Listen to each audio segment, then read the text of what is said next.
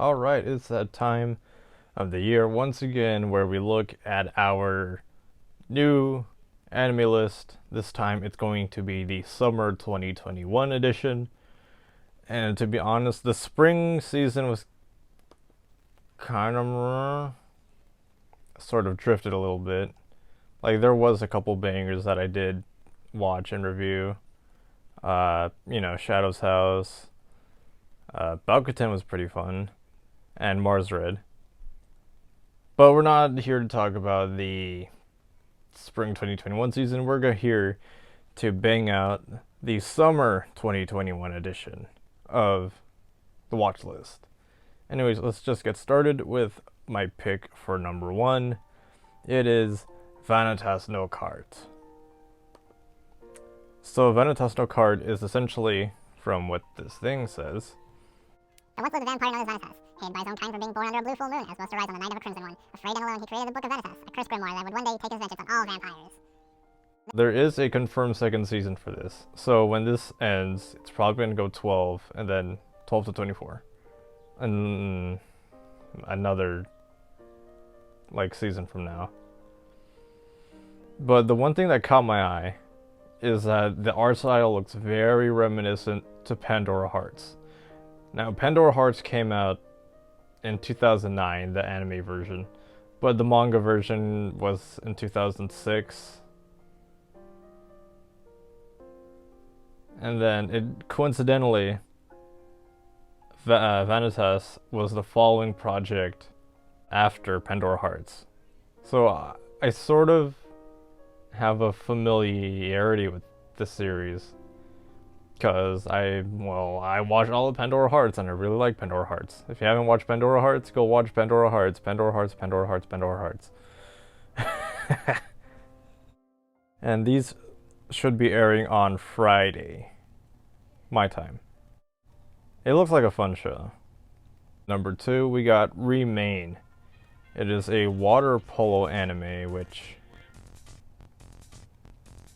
it could either end up like Bakuten, which is pretty much your standard sports story, or it could end up like Stars Align, 80% sports, 20% psychological, drama, which came completely out of left field. I did not expect anything from Stars Align until I saw a screenshot of bad things happening. I knew what to expect. It's either going to be standard or it's going to be different.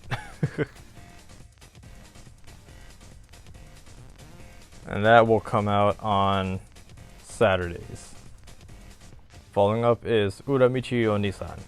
Now, I got a story with this manga, to be honest. When I was reading manga back in the day, a couple years ago, back in 2015, I saw the thumbnail for Uramichi Oni-san, and I thought it was a BL. I'm not gonna lie. Our character looked super BL-y, and I was like, oh. And then I read a couple chapters, but then I realized, oh, it's not. That's just how he looks. Just Ikemen. Very handsome. Probably the most relatable anime to ever exist. Just being a grumpy ass, angry, 30-year-old when you have the new and coming generation right in front of you. And it's oh, hate the younger kids. And then this will air on Monday. And then depending on the length of the episodes, it could go 30, it could go 5. May or not be watched. I mean, I'll watch it on my own time, but I don't know if I'll react to it. So next on the list is Nighthead 2041. Now, I did research before I decided to pick it. Number one, this is an entirely CG anime. The last all CG anime that I watched was Beastars, but it's been... There's sort of a stigmatism when it comes to CGI anime. Mainly Berserk 2016 is the big culprit for bad CG animation, and everyone jumps onto Berserk for that. So maybe this will be good. Second, I did notice that this is a remake of a previous Nighthead Genesis, which came out in like 2006 or something like that. Now, I haven't seen Nighthead Genesis, but their stories are the same, essentially. It's these two guys who essentially escaped a facility, and then there are these two other guys who are trying to chase them down. How they're going to prolong that for 12 episodes, I don't know. But I will give it a chance. And this will air. There's no set date for it, so it'll air when it airs. And then last on the agenda is Idolish 7 Third Beat. If you have not watched my reaction to episode 1 of Third Beat, go watch it. Keep it walk to pursue the sadness why Puri kurete Sakuri dase Matatara shiri this one. I absolutely love I7. I got into the fandom around the time like third chapter was released.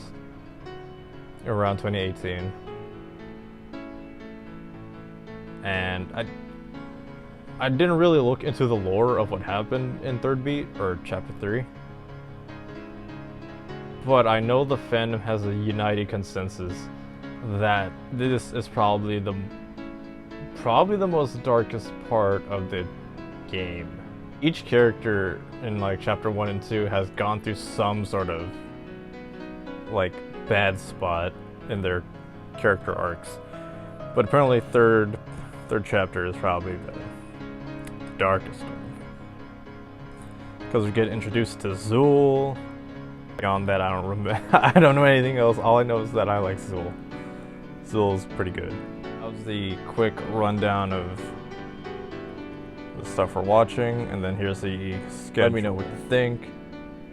Should I watch something else? Should I watch Sunny Boy? I remember like that one came out. I didn't watch the episode yet, but it's one that everyone's sort of jumping on. It's like, oh, this one looks pretty cool, but I don't know. Watching 5 anime this season compared to the 7 from the spring, which really killed me. Ready for the next battle.